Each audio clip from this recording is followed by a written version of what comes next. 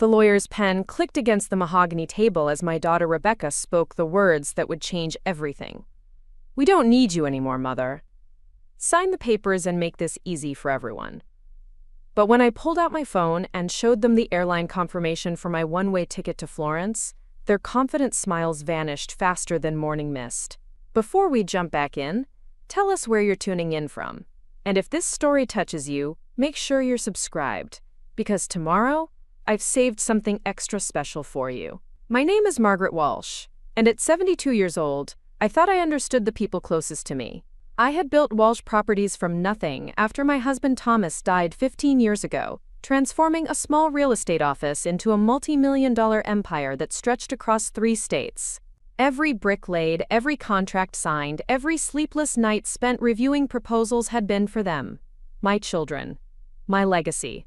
The morning that shattered my world began like any other Wednesday in my corner office overlooking downtown Portland. Rain drummed against the floor-to-ceiling windows while I reviewed quarterly reports, my reading glasses perched on the end of my nose. The coffee had grown cold in my favorite mug, the one Rebecca had given me years ago with "World's Best Mom" painted in cheerful yellow letters. How naive I had been to believe those words. My assistant Jennifer knocked softly before entering. "Mrs. Walsh, your daughter Rebecca is here with her husband and brother. They say it's urgent family business." The concern in Jennifer's voice should have warned me. In 15 years of working together, she had developed an uncanny ability to read people, and her instincts were rarely wrong. "Send them in," I said, closing the financial reports and smoothing my navy blazer. Family always came first, even when business demanded attention. That principle had guided every decision I had made since Thomas's death. Every sacrifice I had endured to ensure my children never wanted for anything. Rebecca swept into the office first, her designer heels clicking against the polished hardwood. At 38, she possessed the kind of effortless elegance that money could buy, but character could not. Her husband Derek followed close behind, his expensive suit unable to disguise the calculating gleam in his pale blue eyes.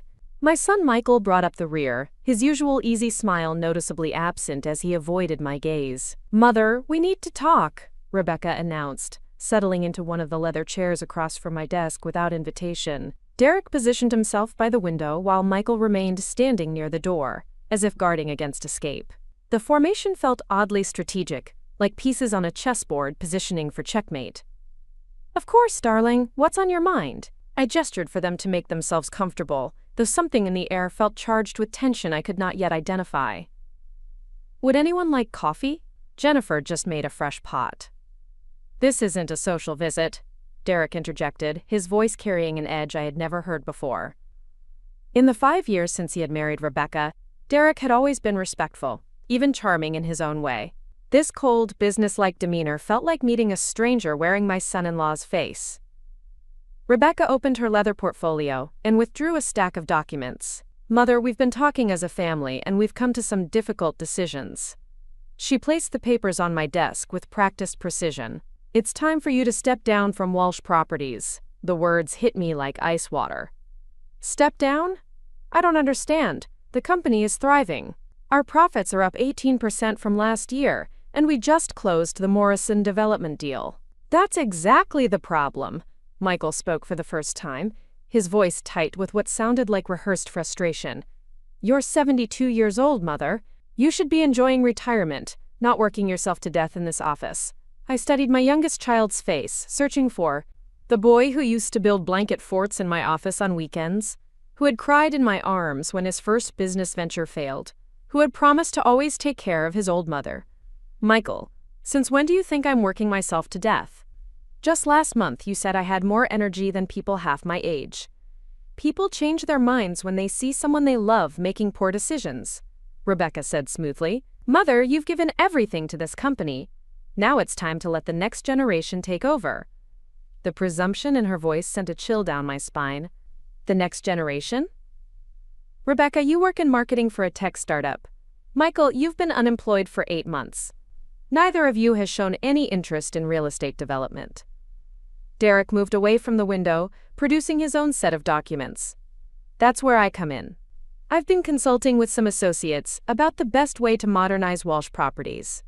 With my background in corporate restructuring, I can maximize the company's potential. Corporate restructuring. The phrase hung in the air like a threat. I had heard those words before, usually right before companies were stripped of their assets and sold for parts. Derek, your background is in insurance sales. That was before I decided to pivot into acquisitions and development, he replied, without missing a beat. The real estate market is prime for disruption, Margaret. With the right leadership, Walsh Properties could triple its value within 2 years. I looked around at the three faces staring at me expectantly, and for the first time in decades, I felt truly alone. These were my children, the people I had sacrificed everything for, and they were sitting in my office talking about my life's work, like it was a problem to be solved. Let me make sure I understand this correctly, I said slowly, removing my reading glasses and setting them on the desk. You want me to retire and hand over control of my company to Derek, who has no experience in real estate development. Our company, Rebecca corrected sharply. Walsh Properties is a family business, Mother. It belongs to all of us. I built this company from nothing. Your father and I started with a single rental property and a dream. Every success, every achievement, every dollar earned has come from my work, my decisions, my sacrifices. Michael shifted uncomfortably. Nobody's questioning what you've accomplished, Mom. We're just saying it's time to let someone younger take the reins. Someone like Derek. Someone like Derek, Rebecca confirmed. Mother, you're not being reasonable about this. We're offering you a generous retirement package. You can travel, relax, enjoy your golden years, instead of chaining yourself to this desk. I picked up the documents Rebecca had placed before me, scanning the legal language that would effectively remove me from all decision-making authority in my own company. The retirement package she mentioned was indeed generous in terms of monthly payments, but it would strip me of all ownership rights and leave Derek as the sole controlling interest. What happens to Jennifer and the rest of my employees under this arrangement? Derek's expression remained impassive. Streamlining operations will require some difficult personnel decisions. We can't make promises about retaining staff that may not align with our new direction. Jennifer had been with me since the beginning, had worked evenings and weekends to help build Walsh Properties into what it was today. The thought of her being dismissed as part of Derek's streamlining process made my stomach turn. And what about the Morrison development? We're 3 months from breaking ground on a project that will provide affordable housing for 200 families. Affordable housing isn't profitable, Derek said bluntly. That project will be canceled in favor of luxury condominiums that will generate 3 times the revenue. The casual way he dismissed a project I had fought for 2 years to approve, a development that would provide homes for working families in a city. Preparing and narrating this story took us a lot of time. So if you are enjoying it, subscribe to our channel. It means a lot to us. Now, back to the story. Where housing costs were skyrocketing, revealed everything I needed to know about Derek's vision for my company. You've thought this through very thoroughly, I said quietly. How long have you been planning this intervention? It's not an intervention, Rebecca protested. It's a family meeting about what's best for everyone. Everyone except me, apparently. Michael finally looked directly at me, and I saw guilt flickering in his brown eyes. Mom, we love you. That's why we're doing this. You've given your whole life to this company. Don't you want to enjoy the time you have left? The time I have left. As if I were already dying. As if my life were effectively over at 72. I thought about my morning routine of reviewing market reports, my afternoon meetings with architects and city planners, the satisfaction of seeing empty lots transformed into thriving communities. They wanted to take away the work that gave my life meaning and replace it with golf and cruise ships. What if I refused to sign these papers? The silence that followed my question stretched uncomfortably long. Derek and Rebecca exchanged a look that confirmed my worst suspicions. This was not a request. This was an ultimatum. Mother, Rebecca said carefully, we've already spoken with some of your key investors. There are concerns about the company's direction under your continued leadership. What kind of concerns? The Morrison project, for one. Several major investors see it as a waste of resources. There's also the matter of your age and whether you're still capable of making sound business decisions. The betrayal cut deeper than I had thought possible. You went behind my back to my own investors.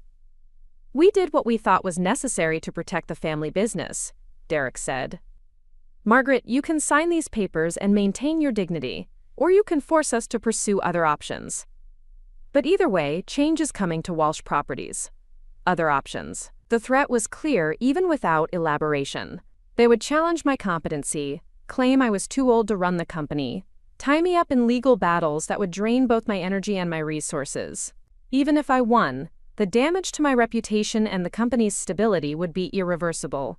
I stood up from my desk and walked to the window, looking down at the city I had helped shape over the past 15 years. Cranes dotted the skyline, reaching toward projects I had initiated, buildings that housed families because I had believed in taking risks other developers avoided. You said you don't need me anymore, I said without turning around. Is that really how you feel? Mother, that's not what we meant. Michael started, but Rebecca cut him off. What we mean is that we can handle things from here. You've taught us well. Now it's time to trust us to carry on your legacy. Carry on my legacy. The phrase would have been laughable if it were not so heartbreaking. Derek had already made it clear that affordable housing projects would be canceled in favor of luxury developments. The company culture I had built around community service and ethical development would be replaced by pure profit maximization. I turned back to face them, and something had shifted in my expression because Derek took a step backward. You're right about one thing. I have taught you well. I taught you that family comes first, that we support each other through difficult times, that we build something meaningful together. Exactly, Rebecca said, relief evident in her voice. So you understand why this is the right decision. I understand perfectly. I walked back to my desk and picked up the documents. For a moment, hope flickered in their eyes. Then I opened my desk drawer, pulled out a paper shredder, and fed the contracts through it one page at a time. Mother, what are you doing? Michael's voice cracked with panic. I'm making my own decision about my own life and my own company. I continued shredding until the last page had been reduced to confetti. You said you don't need me anymore. Well, I've decided I don't need people in my life who see me as an obstacle to be removed. Derek's face flushed red with anger. Margaret, you're making a serious mistake. We're trying to help you here. Help me by stealing my company and firing my employees? Help me by canceling projects that will house working families? Help me by treating me like an incompetent old woman who doesn't know her own mind? You're being emotional and irrational, Rebecca snapped, her careful composure finally cracking. This is exactly why you shouldn't be making important decisions anymore. The irony was stunning. They had ambushed me in my own office, attempted to force me to sign away my life's work, and now accused me of being irrational for refusing to cooperate with their scheme. Get out of my office, I said quietly. Mom, please don't do this, Michael pleaded. We can work something out.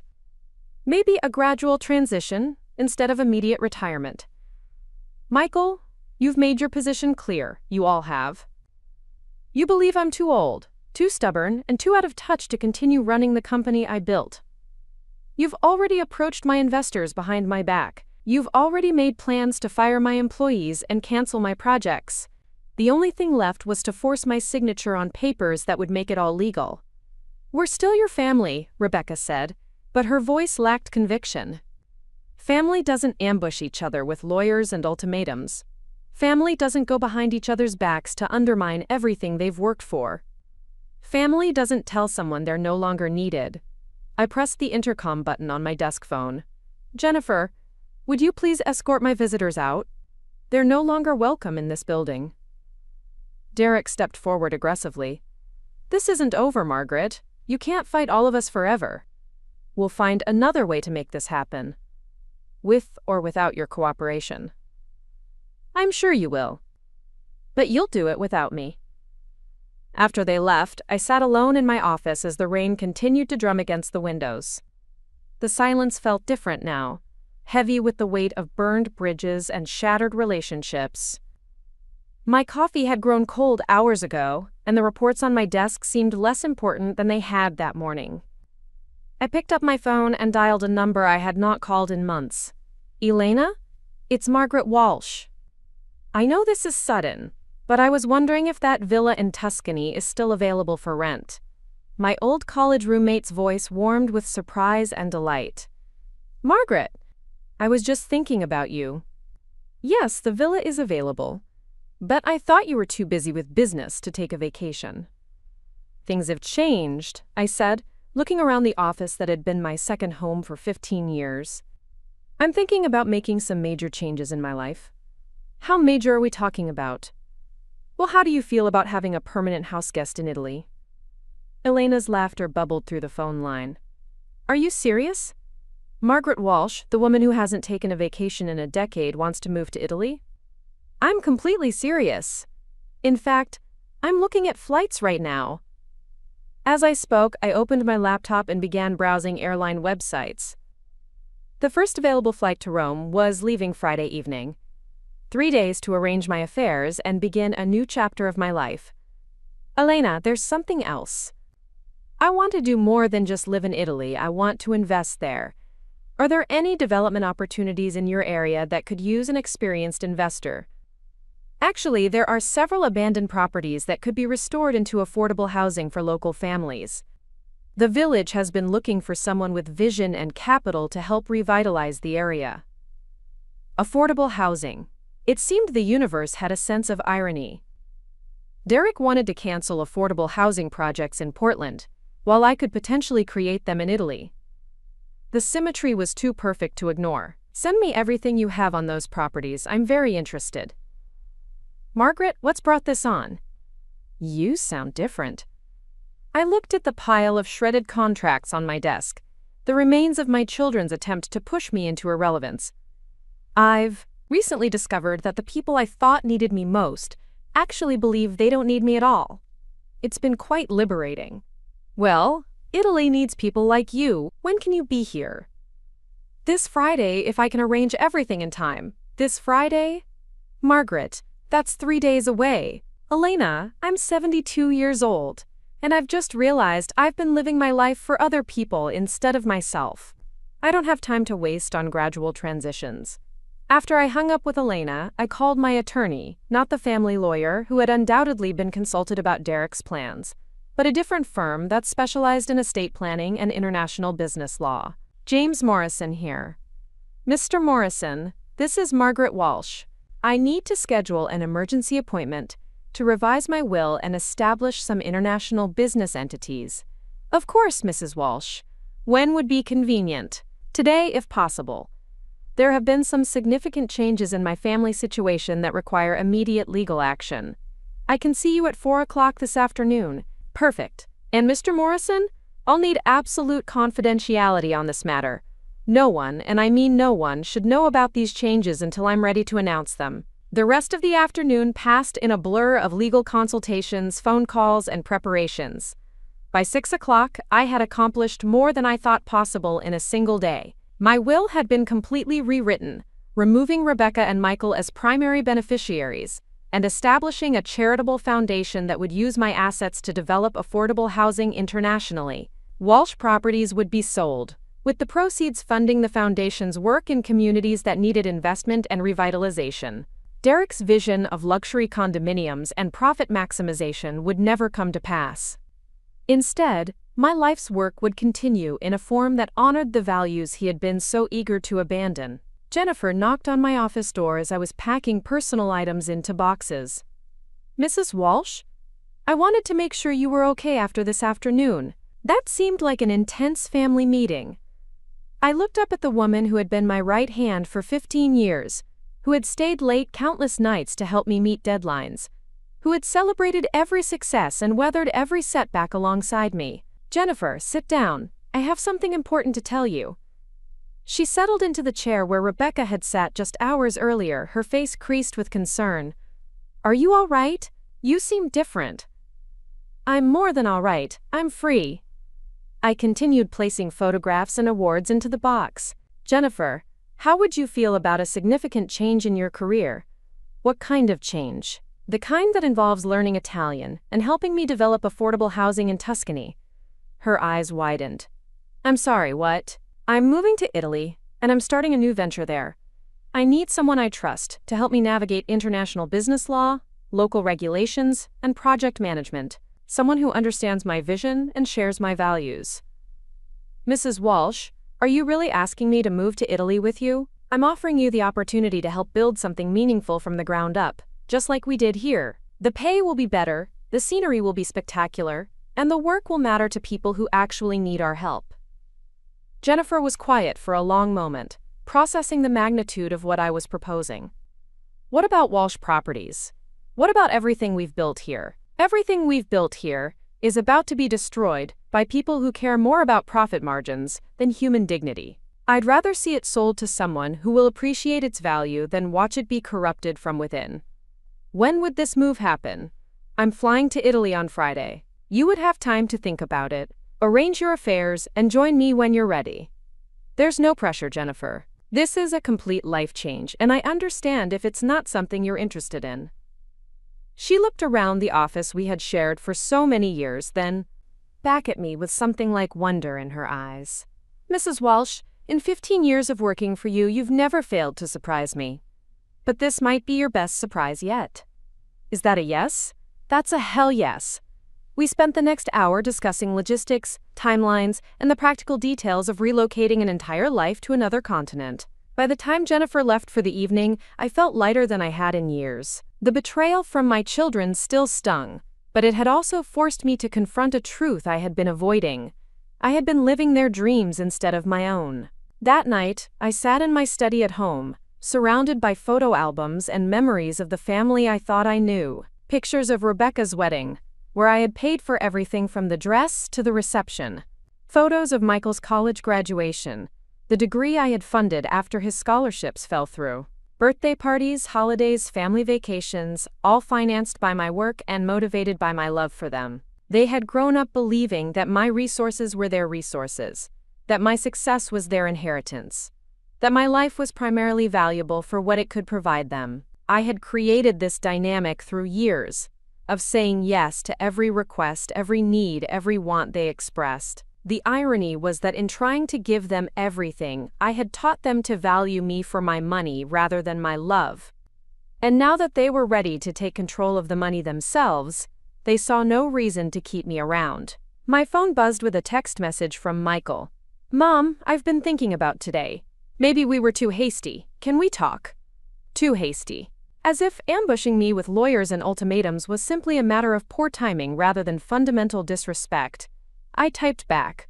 There's nothing left to discuss. You made your feelings perfectly clear. His response came immediately. Please don't shut us out. We're still your family. Family! The word had lost much of its meaning after this afternoon's revelations. Real family didn't try to force you into irrelevance. Real family didn't approach your business partners behind your back. Real family didn't tell you that you were no longer needed. I turned off my phone without responding and returned to my photo albums. Tomorrow I would begin the process of selling my house, liquidating assets, and transferring my life to a country where I could start fresh. Where my age would be seen as wisdom, rather than incompetence. Where my desire to help working families find decent housing would be welcomed, rather than criticized as unprofitable. The next morning brought a call from Derek. I almost didn't answer, but curiosity won out over caution. Margaret, I think we got off on the wrong foot yesterday, he began, his voice smooth with false sincerity. I want to apologize for the way we approached this situation. An apology implies remorse, Derek. Do you feel remorse for trying to steal my company? Nobody was trying to steal anything. We were trying to protect your legacy and ensure a smooth transition of leadership. By removing me from all decision-making authority and canceling projects I spent years developing, those were preliminary discussions, not final decisions. We want to work with you, not against you. I almost laughed at the transparent manipulation. Yesterday, I was too old and incompetent to run my own company. Today, I was a valued partner whose input was essential. The only thing that had changed was their realization that I would not cooperate with their original plan. Derek, let me save us both some time. I'm not interested in working with you, compromising with you, or negotiating with you. I'm done with all of you. Margaret, you're making an emotional decision that you'll regret. Think about what you're throwing away. I'm not throwing anything away. I'm choosing to invest my remaining years in people and projects that align with my values. You and Rebecca made it clear that those values are outdated and unprofitable. Rebecca is devastated by the way things ended yesterday. She loves you, Margaret. We all do. Love. Another word that had been stripped of meaning by their actions. If this was love, I preferred honest indifference. If Rebecca is devastated, she has an interesting way of showing it. Yesterday, she told me I was no longer needed. Today, you're calling to apologize. Which version of your feelings should I believe? People say things in the heat of the moment that they don't mean. On the contrary, I think people reveal their true feelings when they believe they have the upper hand. Yesterday, you and Rebecca thought you had me cornered, so you dropped the pretense of caring about my wishes. Today, you've realized that I still have options, so you're back to being respectful. Derek's pause lasted long enough to confirm that my assessment was accurate. What do you want, Margaret? What will it take to resolve this situation? I want you to leave me alone. I want you to stop trying to manipulate me. And I want you to understand that your actions yesterday severed our relationship permanently. You're willing to lose your family over a business disagreement? I lost my family yesterday when they chose money over love. I'm simply accepting reality. After I hung up, I continued with the preparations for my move to Italy. The real estate agent arrived at noon to discuss listing my house. By evening, I had appointments scheduled with auction houses to sell furniture and art that wouldn't be practical to ship overseas. Each decision felt like shedding skin, releasing attachments that had defined my identity for decades. The house where I had raised my children, the office where I had built my empire, the community where I had established my reputation, all of it was being left behind in favor of something unknown but authentic. My phone rang again that evening. This time it was Rebecca. Mother, please don't do anything drastic. Derek told me about your conversation today. We can work this out. Rebecca, what part of "we don't need you anymore" was unclear to you? I said that in frustration. I didn't mean it the way it sounded. How did you mean it then? I meant that we're capable of handling more responsibility. That we want to help you by taking some of the burden off your shoulders. By removing me from all decision-making authority, by giving you the freedom to enjoy retirement without the stress of daily operations. The script was obviously rehearsed, probably written by Derek after his failed phone call earlier, but the words rang hollow because I had seen their true faces yesterday, had heard their real agenda spoken without diplomatic filters. Rebecca, you stood in my office and told me that affordable housing wasn't profitable. You supported Derek's plan to cancel projects that would house working families. You participated in going behind my back to undermine my authority with investors. These weren't heat-of-the-moment mistakes. These were calculated decisions that revealed your actual values. Mother, you're being unreasonable. I'm being realistic. You and Michael have made it clear that you see me as an obstacle to your ambitions. I'm simply removing myself from your path. Where are you going? Derek said you were talking about selling the house. I'm exploring new opportunities that align with my interests and values. What kind of opportunities? The kind that value experience over youth and purpose over profit. Mother, please don't make any major decisions without talking to us first. You're upset right now, and upset people don't think clearly. There it was again. The assumption that my resistance to their plans was evidence of diminished mental capacity rather than legitimate disagreement with their approach. Rebecca, I've never thought more clearly in my life. Yesterday you forced me to confront some truths I had been avoiding. Today I'm acting on those truths. What truths? That I've been living my life for other people instead of myself. That I've been trying to earn love through financial generosity instead of expecting it to be freely given. That I've been enabling people who see me as a resource to be exploited rather than a person to be respected. That's not how we see me anymore, and they were prepared to force me out to take control of everything I had built. Elena poured wine from a bottle that bore her own vineyard's label, her expression shifting from curiosity to concern. Margaret, are you telling me your own children tried to steal your business? Not steal, exactly. More like legally manipulate me into signing it over to them.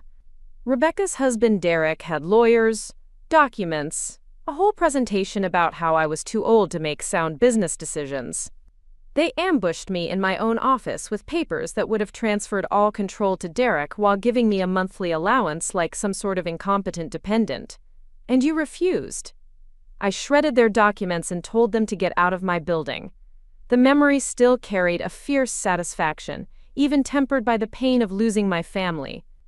Then I liquidated everything I could, rewrote my will, and bought a one-way ticket to Italy. Elena was quiet for a moment, swirling wine in her glass as she processed the magnitude of what I had described. Margaret, I'm so sorry. The betrayal from people you love and trust is devastating enough, but from your own children. The worst part wasn't the betrayal itself, but the realization that I had created the conditions for it to happen. I spent 30 years teaching them that my value was tied to what I could provide for them financially. I never required them to respect me as a person, only to appreciate me as a resource. You were being a loving mother. I was being an enabling mother. There's a difference, and I'm only now beginning to understand it.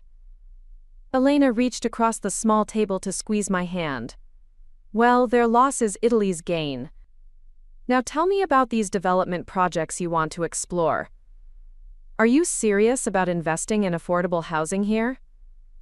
The change of subject was a relief. Dwelling on Rebecca and Michael's betrayal served no purpose except to perpetuate pain that could not be undone. Moving forward meant focusing on possibilities rather than losses. Completely serious. Elena, I've spent 15 years building luxury developments because that's what generated the highest profits. But the projects that gave me the most satisfaction were always the affordable housing initiatives, the ones that helped working families find decent homes in communities with good schools and job opportunities. Those are exactly the kinds of projects this region desperately needs. Rural Italy is dying, Margaret. Young people move to the cities because there's no affordable housing near jobs, and small towns are left with aging populations and crumbling infrastructure. Show me. Elena's tour of the surrounding area over the next 3 days revealed both the beauty and the tragedy of rural Tuscany. Medieval hilltop towns that should have been thriving centers of culture and commerce sat nearly empty, their ancient stone buildings abandoned or converted into expensive vacation rentals for wealthy foreigners. Local families who had lived in these communities for generations were being priced out by tourism and speculation, forced to move to cities where they could afford rent but lost connection to their ancestral homes. This is the Rossi property, Elena explained as we stood before a cluster of stone buildings that had once housed a thriving farming cooperative. 3 families lived here for almost a century, growing olives and grapes, raising children who knew every path through these hills. But when old Giuseppe Rossi died last year, his children couldn't afford the inheritance taxes. They sold to a development company that plans to turn it into a luxury resort. I walked through the empty buildings, my trained eye automatically assessing structural integrity, renovation costs, and development potential. The bones of the buildings were solid, the location was stunning, and the existing infrastructure could support a small residential community with minimal investment. Elena, what would it take to convince Rossi's children to sell to someone who would preserve the property's character while making it affordable for local families? Quote, money, unfortunately. The luxury resort offer is substantial, and the children need cash to pay the inheritance taxes and support their own families in Rome. How substantial? Elena named a figure that was significant but hardly insurmountable for someone with my resources. More importantly, it was a fraction of what Derek would have wasted on one of his luxury condominium projects in Portland. What about local employment? If someone were to develop this property as affordable housing, would there be enough work in the area to support the families who moved here? Actually, yes. The wine industry is growing, tourism needs service workers, and there's a push to revive traditional crafts and agriculture. The problem isn't jobs. It's housing that working people can afford. We spent the afternoon exploring 2 other abandoned properties with similar potential. By evening, I had filled a notebook with measurements, observations, and preliminary cost estimates. For the first time in months, I felt the familiar excitement of a challenging project beginning to take shape. Elena, I want to make an offer on all 3 properties. She nearly dropped her wine glass. Margaret, you've been in Italy for 3 days. Don't you think you should take more time to consider this kind of investment? I've been considering it for 15 years, ever since I started compromising my values to maximize profits. This is exactly the kind of work I should have been doing all along, instead of building overpriced housing for people who already had too much, while ignoring families who couldn't afford decent shelter. The local bureaucracy can be challenging for foreigners. There are permits, regulations, cultural considerations that might not be obvious to someone from outside the community. That's why I need local partners who understand both the regulatory environment and the community's needs. Elena, would you be interested in working with me on this? Not as a favor to an old friend, but as a legitimate business partnership. Elena's background in sustainable agriculture and community development made her an ideal collaborator, but I wanted to ensure our partnership was based on mutual benefit rather than charity. Margaret, I've been looking for ways to invest my vineyard profits in projects that would benefit the local community. This could be exactly what I've been hoping for. Then let's do it properly. I'll have my attorney draft partnership agreements that protect both our interests, while allowing us to move quickly on these opportunities. The next morning brought a call from Jennifer, my former assistant who had remained in Portland, to handle the liquidation of my assets there. Her voice carried excitement that translated clearly across the Atlantic connection. Mrs. Walsh, you're not going to believe the response to the Walsh properties sale. We've had 12 serious offers, including 3 from companies that specifically want to continue your affordable housing initiatives. That's wonderful news. Any offers from Derek or companies he's associated with? Actually, yes. Derek submitted an offer through a shell corporation, but it was substantially lower than the legitimate bids. I don't think he expected so much competition for the company. The irony was delicious. Derek had assumed that forcing me out would give him easy access to Walsh properties at a bargain price. Instead, my sudden departure had created a bidding war that would maximize the sale price while ensuring the company went to buyers who shared my values.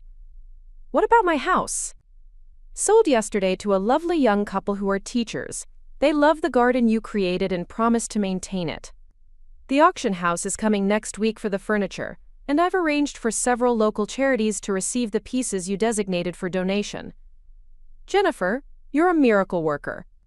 How soon can you tie up the remaining loose ends there? 2 weeks, maybe 3 if the paperwork gets complicated. Mrs. Walsh, I have to ask, are you really serious about me joining you in Italy? Only if you want to help me build something meaningful from scratch again. The projects I'm looking at here would provide housing for about 60 families, create local employment, and revitalize 3 different rural communities. It's everything we always talked about wanting to do but never had the freedom to attempt. It sounds like a dream job. But Mrs. Walsh, what about your family? Have they tried to contact you since you left? The question I had been avoiding finally surfaced. They've tried calling, but I haven't answered. Jennifer, they made their position clear. They didn't need me anymore, and I've decided to take them at their word. That seems harsh, even for people who treated you badly. Sometimes the kindest thing you can do for people who take you for granted is to stop enabling their behavior. Rebecca and Michael will be fine without my financial support. They might even learn to value relationships over money once they discover they can't manipulate me anymore. After the call ended, I sat on Elena's terrace with my laptop, researching Italian business law and property development regulations. The complexity was daunting but not insurmountable, especially with local partners who understood the cultural and bureaucratic landscape. My concentration was broken by the sound of Elena's voice carrying from inside the villa, speaking rapid Italian in tones that suggested urgency or distress. When she appeared on the terrace a few minutes later, her expression was troubled. Margaret, that was my lawyer in Rome. He said there have been inquiries about you from American attorneys, people asking about your whereabouts and financial activities. A chill ran down my spine, despite the warm afternoon sunshine. What kind of inquiries? Questions about whether you're competent to make major financial decisions, whether you might be suffering from dementia or other cognitive impairments. They're trying to build a case for declaring you mentally incompetent. The audacity was breathtaking. When direct confrontation had failed, Rebecca and Derek were apparently pursuing legal channels to achieve their goals. If they could convince a court that I was mentally unfit, they could force me to return to Portland and submit to their control. Elena, how serious is this threat? Can they actually force me to return to the United States? Not easily, but they could make your life very complicated. If they obtain a court order declaring you incompetent, it could freeze your assets, prevent you from making investment decisions, and potentially force you into some sort of conservatorship.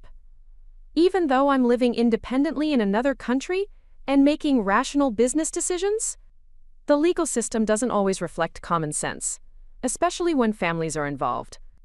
Your children could claim that your sudden departure from Portland and decision to invest in Italian real estate are evidence of impaired judgment.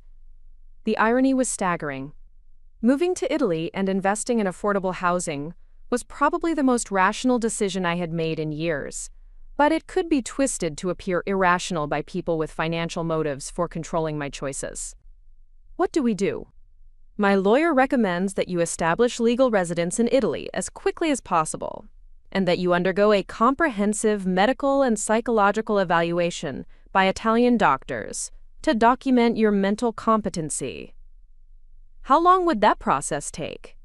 Several weeks for the residency paperwork, a few days for the medical evaluations. But Margaret, there's another consideration. If you establish legal residence here, it becomes much more difficult for American courts to exert jurisdiction over your affairs. But it also makes me an Italian resident for tax purposes, which could complicate my ability to invest in American properties or maintain financial accounts there. Exactly. You'd be essentially choosing Italy over America, not just as a place to live, but as your legal and financial home base. I thought about the life I had left behind in Portland, the social connections and professional relationships that had defined my identity for decades. Then I thought about Rebecca and Derek's lawyers trying to have me declared mentally incompetent so they could seize control of my assets. Elena, schedule the medical evaluations and start the residency paperwork. If my own family is willing to destroy my reputation and autonomy to get access to my money, then I no longer have anything worth returning to America for. Are you certain? This is a big step, and once you take it, reversing course becomes much more complicated. I'm certain. In fact, I'm more certain about this than I've been about anything in years.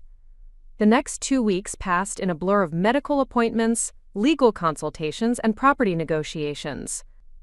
The Italian doctors who evaluated my cognitive function were thorough and professional, conducting tests that would have been insulting if they weren't necessary to protect my autonomy from my own children's legal machinations. Dr. Martinelli, the neurologist who conducted the most comprehensive examination, was blunt in his assessment. Mrs. Walsh, you show no signs of cognitive impairment whatsoever. Your memory is excellent, your reasoning is clear, and your decision-making process is entirely rational. Anyone who suggests otherwise is either misinformed or deliberately dishonest. Could you put that assessment in writing? I may need documentation to counter legal challenges from family members who disagree with my choices. Of course. But Mrs. Walsh, may I ask why your family would question your competency? You're clearly an intelligent, articulate woman making reasonable choices about your own life. Because my choices don't align with their financial interests. Dr. Martinelli's expression darkened with understanding. Yes. Unfortunately, I see this often with elderly patients who have substantial assets. Family members who mistake inheritance for entitlement sometimes resort to competency challenges when they can't achieve their goals through normal means. Meanwhile, the property negotiations were progressing smoothly. The Rossi family had accepted my offer for their ancestral property, relieved to find a buyer who promised to preserve its character while solving their financial problems. The other 2 properties required more complex negotiations, but Elena's local connections and reputation opened doors that would have remained closed to an unknown foreign investor. Margaret, I have to admit I was skeptical when you first proposed this partnership, Elena said as we walked through the Rossi property with an architect who specialized in historic renovations. But watching you work, seeing how thoroughly you research every aspect of these projects, I'm convinced you're going to transform this entire region. We're going to transform it, I corrected. Elena, this only works because you understand the community's needs and values. I bring capital and development experience, but you bring something far more valuable: credibility and trust with the people who live here. The architect, a energetic woman named Sophia, who had studied sustainable development in Germany before returning to her native Tuscany, spread building plans across a makeshift table in what had once been the Rossi family's kitchen. The structural integrity is excellent, she explained, pointing to load-bearing walls and foundation elements. With careful renovation, we can create 12 family units while maintaining the property's historic character. Solar panels can be integrated into the roof design, and the existing well can supply water for both residential use and community gardens. What about sewage and electrical infrastructure? The sewage system needs complete replacement, but we can install an environmentally sustainable treatment facility that will actually improve water quality in the local watershed. Electrical service requires upgrading, but the regional grid can handle the additional load without significant modifications. Timeline and budget? 18 months from permits to occupancy, assuming no major complications. Total cost should be approximately 60% of what you'd spend on comparable development in an American city. The economics were compelling, but the real attraction was the opportunity to create housing that working families could actually afford. Rent for the completed units would be set at rates that local service workers, agricultural employees, and artisans could manage without sacrificing other necessities. Sophia, what about employment opportunities for the families who move here? Is there enough local work to support a community of this size? Actually, yes. The wine industry is expanding rapidly, and several vineyards are looking for reliable workers. Tourism is growing, which creates jobs in restaurants, shops, and hospitality services. There's also a cooperative forming to revive traditional crafts: pottery, weaving, woodworking, that could employ skilled artisans. Transportation to other employment centers? Bus service to Siena runs twice daily, and there's talk of expanding it to meet demand from new residents. Many people also work remotely now, especially in technology and consulting fields. As Sophia outlined the development timeline, my phone buzzed with an international call from a number I didn't recognize. Normally I would have ignored it, but something prompted me to answer. Mrs. Walsh, this is Attorney David Kim calling from Portland. I represent Rebecca Thompson and Michael Walsh in a family matter that requires your immediate attention. My blood pressure spiked at the formal, threatening tone of his voice. Mr. Kim, I'm in the middle of a business meeting. What do you want? Mrs. Walsh, my clients are concerned about your recent behavior and financial decisions. Moving to Italy without informing your family, liquidating substantial assets, and making large international investments suggest possible cognitive impairment that requires medical evaluation. I've already had medical evaluations by qualified Italian physicians who found no evidence of cognitive impairment. Would you like copies of their reports? Mrs. Walsh, we need you to return to Portland for evaluation by American doctors who are familiar with your medical history and family situation. Mr. Kim, I'm not returning to Portland, and I'm not submitting to medical evaluations demanded by people who tried to steal my company. Ma'am, if you refuse to cooperate with this reasonable request, my clients will have no choice but to petition the court for a conservatorship hearing. They're prepared to present evidence that you're no longer capable of managing your own affairs. What evidence would that be? Your sudden departure from Portland, abandonment of business responsibilities, estrangement from family members, and reckless spending on foreign real estate investments. Every item on his list was either a lie or a deliberate mischaracterization of rational choices. My departure had been sudden but not impulsive. I had not abandoned business responsibilities, but had arranged for the orderly sale of my company. My estrangement from family members was the result of their betrayal, not my cognitive decline. And my real estate investments were carefully researched projects that would benefit both my financial interests and local communities. Mr. Kim, please inform your clients that I'm establishing legal residence in Italy and will not be returning to Portland for any reason. Any further attempts to harass me or interfere with my affairs will be reported to both Italian and American authorities as elder abuse. Mrs. Walsh, You're making a serious mistake. Your family loves you and wants to help you. My family wants to control my money. There's a difference." I hung up before he could respond, my hands shaking with anger and adrenaline. Elena and Sophia were staring at me with concern and confusion. "Margaret, what was that about?" Elena asked gently. "My children are escalating their legal campaign to have me declared mentally incompetent.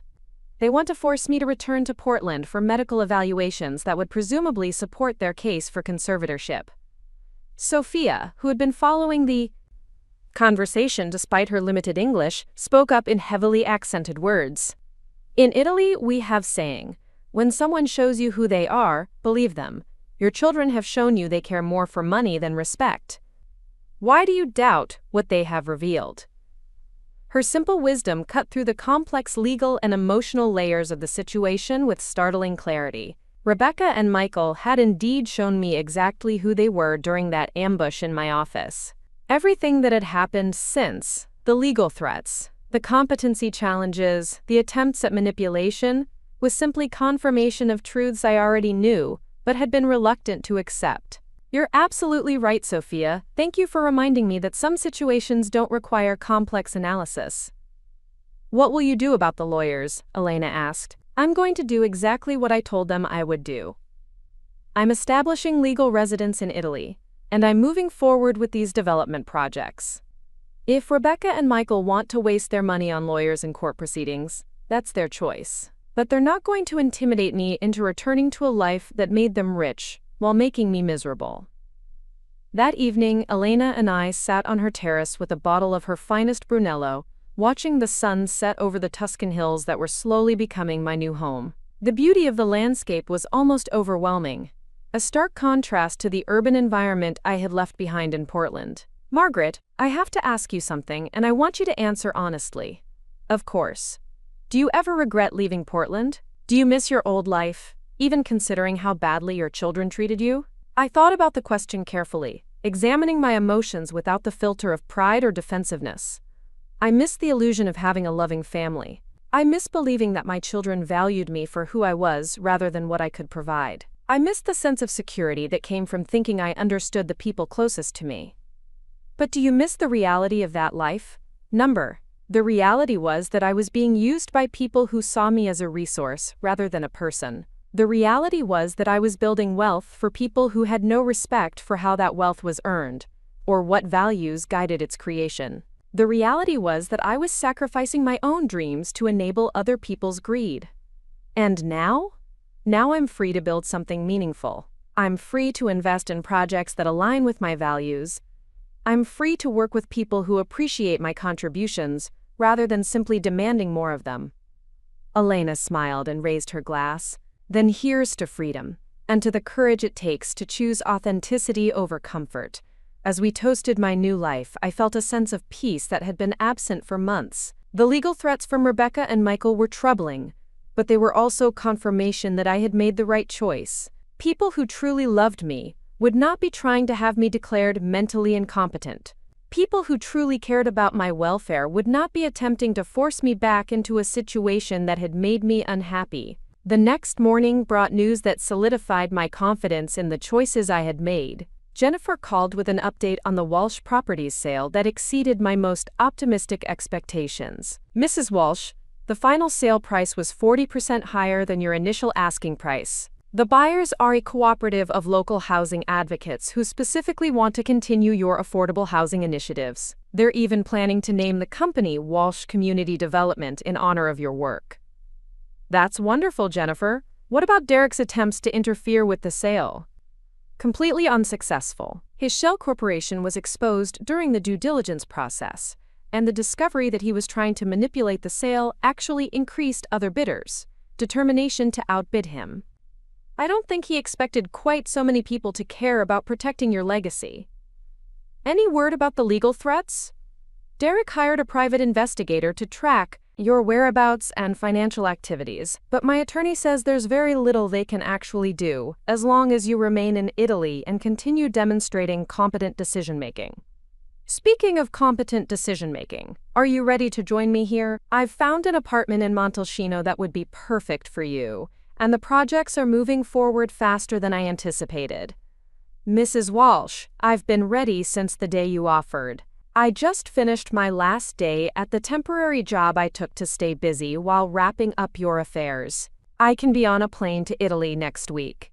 Having Jennifer join me in Italy would provide both practical assistance and emotional support as I navigated the challenges of building a new life in a foreign country. More importantly, it would demonstrate to any court that my decisions were not the product of isolation or cognitive decline, but the result of careful planning with trusted advisors. The following weeks brought an acceleration of both positive and negative developments. The Italian residency paperwork was approved with surprising speed, thanks to Elena's connections and my substantial investment commitments. The architectural plans for all 3 property developments received preliminary approval from local authorities, who were enthusiastic about projects that would bring young families back to aging rural communities. At the same time, the legal pressure from Portland intensified. Derek's private investigator had apparently provided enough information to support a formal competency petition, and Rebecca and Michael were preparing to present their case to an Oregon court. Margaret, my lawyer in Rome, says the American court case could be problematic even if you never return to Portland, Elena warned during one of our evening conversations. If they obtain a conservatorship order, it could affect your ability to access American bank accounts or conduct business with American companies. How much of my assets are still vulnerable to American court orders? About 30%, mostly in accounts I haven't had time to transfer to Italian banks. The bulk of your wealth is now protected, but losing 30% would still be significant. And if I fight the conservatorship petition, you'd have to return to Portland for court hearings, which would put you back in their physical jurisdiction and make it easier for them to exert control over your movements and decisions. So my choices are to lose 30% of my assets or risk losing my freedom entirely. Those appear to be your options, yes. I spent a sleepless night weighing the alternatives, walking the grounds of Elena's villa under stars that seemed impossibly bright compared to the light pollution of Portland. The financial loss would be painful but not devastating. The loss of freedom would be intolerable. By morning, I had made my decision. I would write off the vulnerable American assets as the cost of buying my independence from people who had forfeited any right to influence my choices. Elena, please have your lawyer arrange to transfer whatever American assets can be moved to Italian accounts. Whatever can't be transferred, I'm prepared to lose rather than subject myself to my children's legal manipulations. Margaret, that's a substantial amount of money. Money I earned, money I saved, money I intended to leave to people who valued me for who I was rather than what I owned. If Rebecca and Michael want to steal it through legal technicalities, they're welcome to it, but they're not getting my freedom along with my cash. The decision brought immediate relief and long-term peace of mind. Over the next month, as Elena's lawyers worked to protect whatever assets could be salvaged and I focused on the Italian development projects, the wisdom of my choice became increasingly clear. Jennifer's arrival in Italy marked the beginning of the most productive and satisfying period of my professional life. Together, we threw ourselves into the complex task of transforming abandoned rural properties into thriving communities for working families. The challenges were substantial, but surmountable, and every obstacle overcome brought us closer to creating something meaningful and lasting. Mrs. Walsh, I have to tell you something, Jennifer said as we stood in the courtyard of the renovated Rossi property, watching the first families move into their new homes. I've worked with you for 15 years and I've never seen you this happy. She was right. Despite the financial losses, the family estrangement, and the legal complications, I felt more alive and purposeful than I had in decades. The work we were doing mattered to people who needed it, the partnerships we had formed were based on mutual respect rather than financial dependency, and the future we were building honored my values instead of compromising them. Jennifer, I think this is what contentment feels like. I'd forgotten what it was like to wake up excited about the day ahead, instead of dreading the next crisis or manipulation attempt. Any regrets about leaving Portland? Only that I waited so long to do it. That evening, Elena shared news that brought both closure and vindication. Her lawyer in Rome had received a formal notification that the American conservatorship petition had been withdrawn.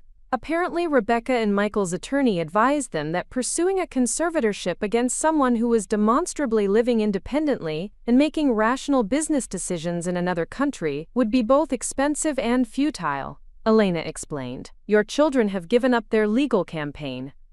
What about the assets they were trying to seize? Most of them were successfully transferred before the court orders could take effect. You'll lose less than 10% of your total wealth, which is much better than we initially feared.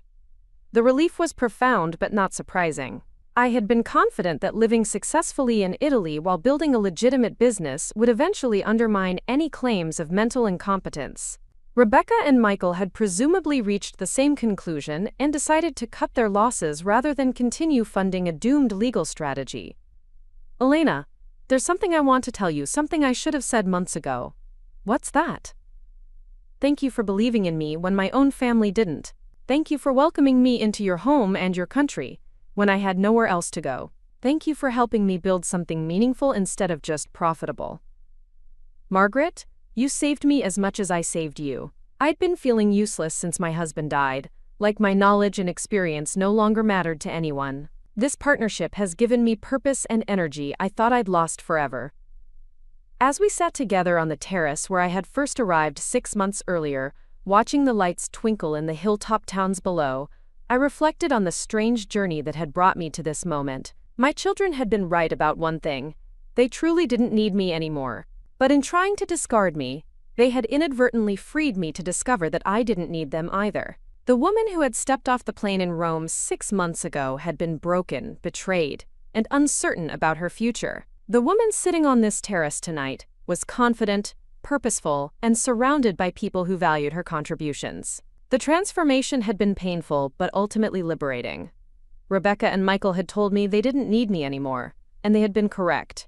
But what they had failed to understand was that I didn't need people in my life who saw me only as a source of money, rather than a person worthy of respect and affection. They had thought they were rejecting me.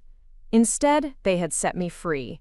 The morning light streamed through the windows of what had once been an abandoned farmhouse, and was now the community center for our first completed housing development. I stood at the large wooden table that served as my desk, reviewing architectural plans for the 4th property we had acquired, when Elena burst through the door with an expression I had never seen before. Margaret, you need to see this. You. Then why did you bring 5 lawyers to force me to sign away my company? The question hung in the air without response. Rebecca could not answer because any honest response would confirm everything I had just said. I have to go, she finally whispered.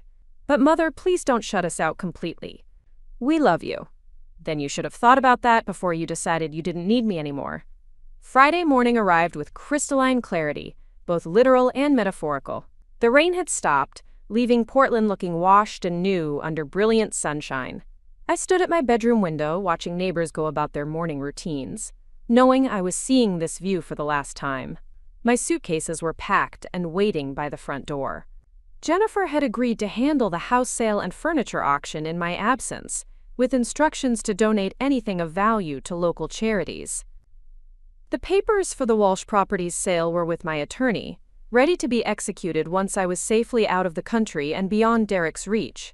The taxi arrived at precisely 10 o'clock. As we drove through the city toward the airport, I watched the buildings and landmarks that had defined my adult life fade into the distance. The Walsh Properties logo on several construction sites reminded me of dreams achieved and abandoned, of a legacy that would live on in housing for working families even if my own family had rejected the values that created it. At the airport, I turned on my phone for the last time before boarding. There were 17 missed calls and dozens of text messages from Rebecca, Michael, and Derek. I deleted them all without reading them, then powered off the device and dropped it into a trash bin. Some chapters of life end with dramatic confrontations or tearful goodbyes. Others end with the quiet click of a phone being turned off and the gentle whoosh of airplane wheels leaving the ground. As my flight lifted off from Portland International Airport, I felt not sadness but profound relief. They had told me they didn't need me anymore. Now I was free to find people who did. The ancient stones of Elena's villa in Montalcino seemed to absorb decades of accumulated tension from my shoulders as I stepped out of the rental car. Cypress trees lined the gravel driveway like sentinels, their dark silhouettes stark against the golden Tuscan hills that rolled endlessly toward the horizon. After 36 hours of travel, delayed flights, and the surreal experience of burning every bridge that connected me to my old life, I had arrived at what felt like the edge of the world. Elena emerged from the villa's heavy wooden doors with arms outstretched, her silver hair catching the afternoon sunlight.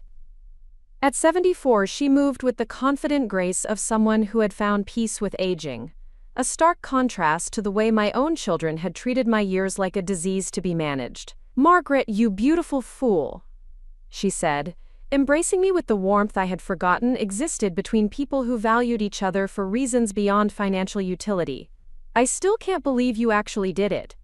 When you called about moving to Italy, I thought you were having some sort of midlife crisis." "More like a late-life awakening," I replied, breathing in the scent of lavender and rosemary that seemed to permeate the very air around the property. "Elena, this place is even more beautiful than the photos you sent. Wait until you see the sunset from the terrace. But first, tell me everything. Your phone calls have been maddeningly vague about what prompted this dramatic life change." As Elena led me through rooms filled with antique furniture and frescoed walls, I found myself struggling to articulate the events that had brought me here. The betrayal from Rebecca and Michael felt both intensely personal and utterly surreal, like a nightmare I had not yet fully awakened from. "My children decided they didn't need me anymore," I said finally, settling into a cushioned chair on the stone terrace overlooking vineyards that stretched to the medieval walls of Montalcino. "More specifically, they decided my company didn't need..." "Immediately," she said, breathless from running up the hill from the village. She thrust her tablet toward me, displaying an email that made my heart skip several beats. The message was from Michael, my son. But the tone was nothing like the manipulative communications I had received through lawyers over the past year. His words were raw, unfiltered, and carried a desperation that cut through my carefully constructed emotional defenses. "Mom, I know you probably don't want to hear from me, and I understand why. But something terrible has happened and I don't know who else to turn to. Derek has disappeared with all the money from Dad's insurance policies and the funds from our legal battles against you. Rebecca is facing criminal charges for fraud, and I'm about to lose my house. I know I have no right to ask for your help after everything we did, but I'm desperate. The children miss their grandmother, and I realize now how badly we messed up. Is there any chance you could find it in your heart to forgive us?" Elena watched my face carefully as I read the message twice, absorbing the magnitude of what Michael was describing. "Margaret, are you all right? You look like you've seen a ghost." "In a way, I have. The ghost of a family I thought I knew." I set the tablet down and walked to the window, gazing out at the vineyards where several of our new residents were working the harvest alongside Elena's longtime employees. "Elena, do you remember when I first arrived here, and you asked if I ever regretted leaving Portland?" "Of course. You said you missed the illusion of having a loving family. Well, it appears the illusion has finally been completely shattered for everyone involved, not just me." I handed her the tablet and watched her expression change as she read Michael's plea. When she finished, she set the device aside and joined me at the window. "What are you thinking?" she asked gently. "I'm thinking that some people only discover the value of what they've lost after it's gone. I'm also thinking that Derek has proven to be exactly the kind of person I thought he was from the beginning. But what about Michael and Rebecca? Do you feel any desire to help them?" The question hung in the air as I considered emotions I had worked hard to suppress over the past year. Michael's message had awakened something I thought was permanently buried. Not love exactly, but a complex mixture of sadness, disappointment, and residual maternal instinct. "Elena, there's something I need to tell you about Derek that I never shared before. When he first married Rebecca, I hired a private investigator to run a background check on him." Elena's eyebrows rose in surprise. "You never mentioned that." "Because the investigator found nothing conclusive, just a pattern of failed business ventures and terminated employment that could have been explained by bad luck or personality conflicts. But there were also some irregularities in his financial history that suggested he might not be entirely honest about money matters." "Did you share this information with Rebecca?" I tried to, but she accused me of being jealous and controlling, of trying to sabotage her happiness because I couldn't accept her independence. So I backed off and hoped I was wrong about him. But you weren't wrong. Apparently not. It seems Derek spent the last year convincing Rebecca and Michael to pursue expensive legal actions against me, while he positioned himself to steal whatever money they could extract from the process. Elena was quiet for a moment, processing the implications of Derek's deception. So Rebecca and Michael weren't just greedy. They were being manipulated by someone who was using their greed against them. That doesn't excuse their behavior, but it does explain some of it. Derek is a professional con artist who identified me as a target and used my own children as weapons against me. What are you going to do about Michael's message? Before I could answer, my phone rang with an international call from a number I didn't recognize. After months of avoiding communication from Portland, I had developed an instinctive wariness of unexpected calls, but something prompted me to answer. Mrs. Walsh, this is Detective Sarah Martinez with the Portland Police Bureau. I'm calling regarding a fraud investigation involving your daughter Rebecca Thompson and her husband Derek Thompson. My stomach clenched with dread and anticipation. Detective Martinez, what kind of fraud investigation? Mrs. Thompson has been charged with embezzlement from her former employer, and her husband is wanted for questioning in connection with several financial scams targeting elderly individuals. We understand that you were involved in legal disputes with both of them recently. I was the target of their attempts to gain control of my assets, yes. But I moved to Italy over a year ago to escape their harassment. Ma'am, we'd like to speak with you about your experiences with Mr. Thompson's financial schemes. It appears you weren't his only victim, and your testimony could be crucial in building a case against him. The idea that Derek had been running similar scams on other elderly people filled me with rage and guilt in equal measure. If I had been more persistent in warning Rebecca about his character, if I had shared my private investigator's findings more forcefully, might other victims have been spared? Detective Martinez, I'm willing to cooperate with your investigation, but I won't be returning to Portland to testify in person. That's understandable, ma'am. We can arrange for video testimony, or have Italian authorities take your statement locally. The important thing is documenting the pattern of Mr. Thompson's behavior. After providing my contact information and agreeing to a formal interview within the week, I hung up feeling both vindicated and sickened. My instincts about Derek had been correct, but being right about his character provided no satisfaction when it came at the cost of my children's welfare and other innocent victims. Elena, I need to make a decision about Michael's message, and I need your advice. What kind of advice? The practical kind. If I decide to help Michael financially, what are the legal and tax implications of transferring money from Italy to someone in the United States who's facing potential criminal charges? Elena's expression grew serious. Margaret, are you really considering sending money to the son who tried to have you declared mentally incompetent less than a year ago? I'm considering helping my grandchildren who had nothing to do with their parents' decisions and shouldn't suffer for them. That's a very different thing than helping Michael. Yes, it is. And that's exactly why I need legal advice about how to structure any assistance I might provide. Over the next 3 days, Elena's lawyers researched the complexities of international financial transfers to individuals involved in criminal investigations. The conclusion was that direct assistance to Michael would be legally problematic and potentially dangerous to my own financial security. However, establishing an educational trust for my grandchildren would be both legal and protected from seizure in any criminal proceedings. Meanwhile, I struggled with the emotional aspects of Michael's plea for help.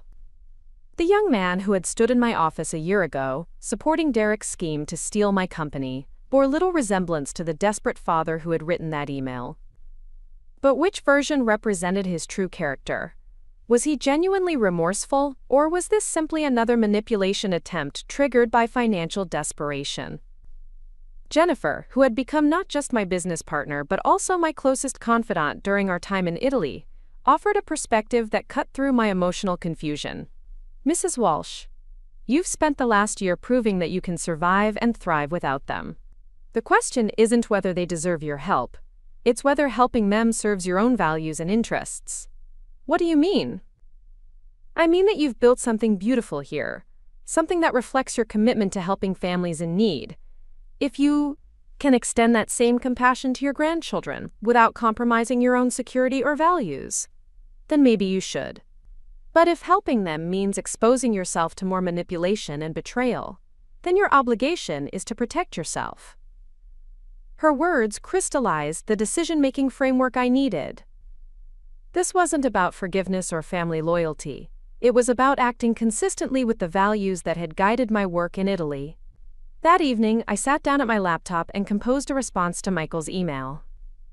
The words came slowly, each sentence carefully considered for both its immediate meaning and its long-term implications. Michael, I received your message, and I'm sorry to hear about the difficulties you're facing. While I can't provide direct financial assistance to you or Rebecca, I am willing to establish an educational trust for your children that will ensure they can attend college, regardless of your current circumstances. This trust will be managed by independent trustees and can't be accessed for any purpose other than education expenses. If you're interested in this arrangement, please have an attorney contact my legal representatives in Italy. I hope you and Rebecca can rebuild your lives and learn from this experience. Margaret! The message was formal and limited, but it offered genuine help to the people who truly needed it while protecting me from further exploitation. More importantly, it demonstrated that my decision to prioritize values over emotions was not the same as abandoning compassion entirely. Michael's response arrived within hours, and its tone confirmed that my cautious approach had been wise. Mom, thank you for considering help for the kids, but we need immediate cash assistance to save the house and pay legal fees. The education trust is nice, but it doesn't solve our current crisis.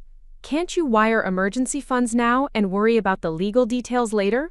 Time is running out, and the children will be devastated if we lose the house. The familiar pattern of manipulation was instantly recognizable. Michael had ignored the substantial gift I was offering and immediately pushed for something more valuable and less protected.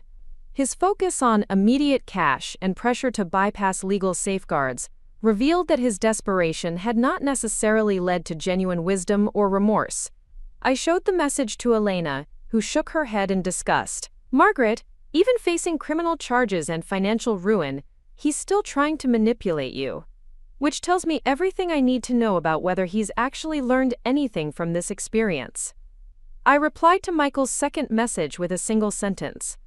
The educational trust offer stands as described. There will be no emergency cash transfers. His response was swift and revealing. Fine, Mom. I should have known you'd use our crisis as an opportunity to control us even from Italy. Keep your money. We'll figure this out ourselves. The accusation that I was trying to control them by offering protected assistance to my grandchildren was so absurd that I almost laughed. Michael was facing the consequences of his own choices, yet he still blamed me for his problems and resented any assistance that came with reasonable safeguards. Elena, I think I just received confirmation that I made the right decisions all along. How so? Because someone who was genuinely remorseful and focused on his children's welfare would have accepted the educational trust gratefully. Someone who's primarily angry about losing access to easy money responds exactly the way Michael just did. The next week brought my formal interview with Detective Martinez via video conference. As I recounted Derek's elaborate scheme to gain control of my assets, I felt a combination of anger and sadness that surprised me with its intensity. Mrs. Walsh, based on your description, Mr. Thompson's approach with your family fits a pattern we've identified in at least 6 other cases involving elderly individuals with substantial assets, Detective Martinez explained. He appears to target people with complicated family dynamics and exploit existing tensions to position himself as a helpful mediator while actually manipulating all parties for his own benefit. Detective, how many other families has he destroyed? We're still investigating, but the financial losses to his victims exceed $2 million, and that doesn't account for the family relationships he's damaged in the process. The scope of Derek's crimes was staggering, but what disturbed me most was how easily he had exploited my children's existing resentments and entitlement. Rebecca and Michael had been willing participants in his scheme because it aligned with their own desires to access my wealth without earning it. Mrs. Walsh, there's something else I need to ask you about. We've discovered that Mr. Thompson has been using false identities to continue his scams since fleeing Portland. Is it possible he might try to contact you directly, perhaps posing as someone else or claiming to represent legitimate organizations? The question sent a chill down my spine. Detective, what should I do if he does contact me? Don't engage with him under any circumstances. Alert local Italian authorities immediately and contact me. Mr. Thompson is potentially dangerous when cornered, and we have reason to believe he's desperate enough to take significant risks. After the interview ended, I sat in the community center, feeling both vindicated and vulnerable. Derek's crimes had validated my instincts about his character, but they had also revealed how thoroughly he had manipulated my family relationships for his own benefit. Elena found me there an hour later, staring out at the hills where our housing developments had transformed abandoned properties into thriving communities. Margaret, you look troubled. How did the police interview go? It went fine, but it raised some uncomfortable questions about my own role in this disaster. What kind of questions? Whether I could have prevented other families from being victimized if I had been more aggressive about exposing Derek's character from the beginning. Elena sat down beside me, her expression thoughtful. Margaret, you tried to warn Rebecca about your concerns, and she rejected your advice. You can't force people to listen to information they don't want to hear. But I could have been more persistent. I could have shared the private investigator's report publicly, made it impossible for Derek to continue his scams. And Rebecca would have accused you of trying to destroy her marriage. Your relationship with her would have been severed years earlier, and Derek would have simply moved on to other victims. You can't save people from themselves, Margaret. You can only control your own choices. Her words reminded me of a conversation I'd had with Dr. Martinelli, the neurologist who had evaluated my competency during the early days of my Italian residency. He had mentioned seeing many elderly patients whose families challenged their autonomy for financial reasons, and his advice had been simple. You cannot change other people's character, but you can choose whether to expose yourself to the consequences of their choices. Elena, you're right. I did what I could at the time with the information and relationships I had. Derek's subsequent crimes are his responsibility, not mine. And your children's participation in his schemes is their responsibility, not mine. I taught them values, provided opportunities, and demonstrated ethical behavior for 30 years. If they chose to abandon those lessons in favor of easy money, that's a reflection of their character, not my parenting. The conversation marked a turning point in my emotional recovery from the family betrayal. Instead of second-guessing my decisions or accepting responsibility for other people's choices, I could focus on the work that gave my life meaning and purpose. 3 months later, our 4th housing development was nearing completion when I received an unexpected visitor. Jennifer came to find me in the vineyard where I was helping with the harvest, her expression mixing excitement with concern. Mrs. Walsh, there's someone here to see you. A young woman who says she's your granddaughter. My heart stopped. Rebecca's daughter Emma was now 16, old enough to travel independently, but young enough to be vulnerable to adult manipulation. Was this a genuine attempt at reconciliation, or another scheme orchestrated by desperate parents? Did she say why she's here? She said she wanted to meet the grandmother who builds homes for families in Italy. We walked back to the community center where I found a tall, serious-looking teenager sitting at my work table, examining the architectural plans spread across its surface. She looked up when I entered, and I saw David's eyes looking back at me. Not the uncertain resemblance I had imagined in the child I thought was Miles, but the unmistakable genetic inheritance that connected her to my son. Grandma Margaret, I'm Emma. I hope it's okay that I came without calling first. Emma, how did you get here? Does your mother know where you are?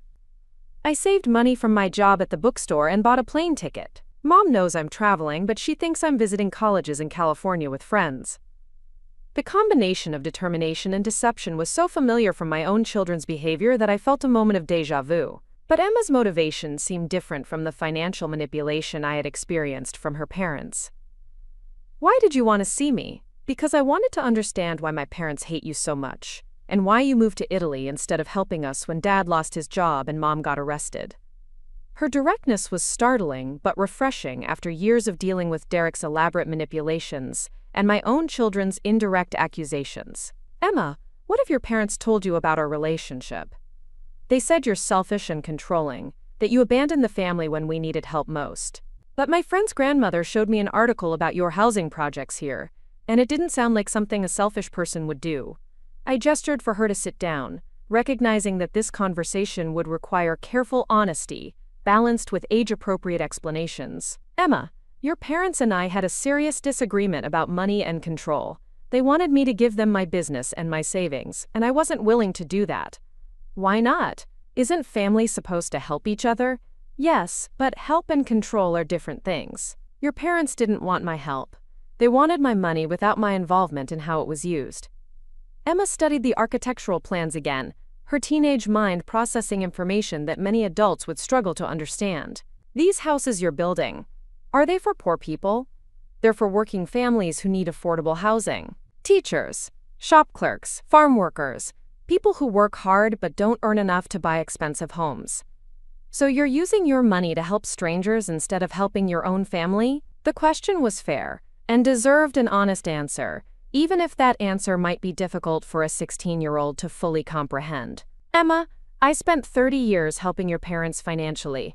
I paid for your mother's education, helped with house payments, covered emergency expenses whenever they asked. But they never learned to manage money responsibly because they always knew I would bail them out.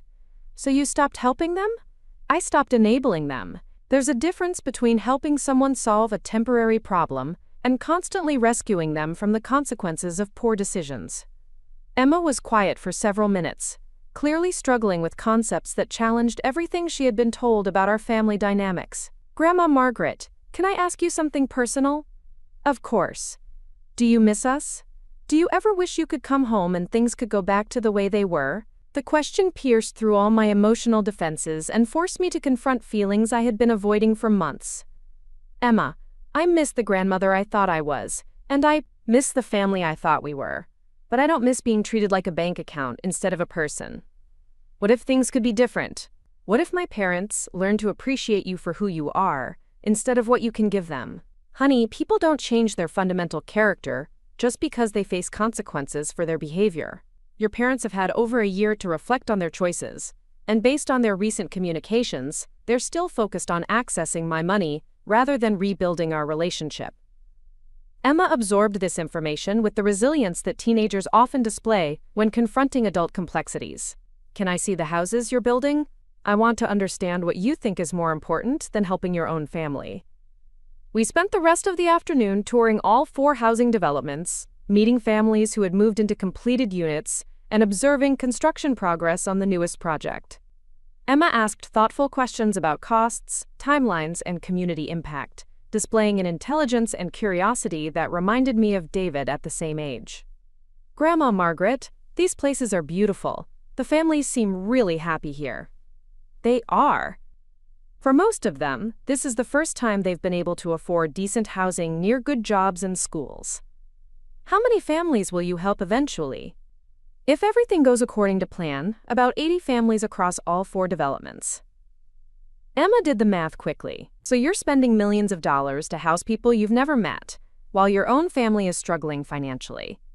Emma, my family chose to reject my involvement in their lives. These families are grateful for the opportunity to build better lives for their children. That evening, Elena joined us for dinner at a small restaurant in Montalcino, where Emma charmed the staff with her attempts at Italian and her genuine appreciation for the local cuisine. As we walked back through the narrow medieval streets under a canopy of stars, Emma asked the question I had been dreading. Grandma Margaret, what would it take for you to forgive my parents and come home?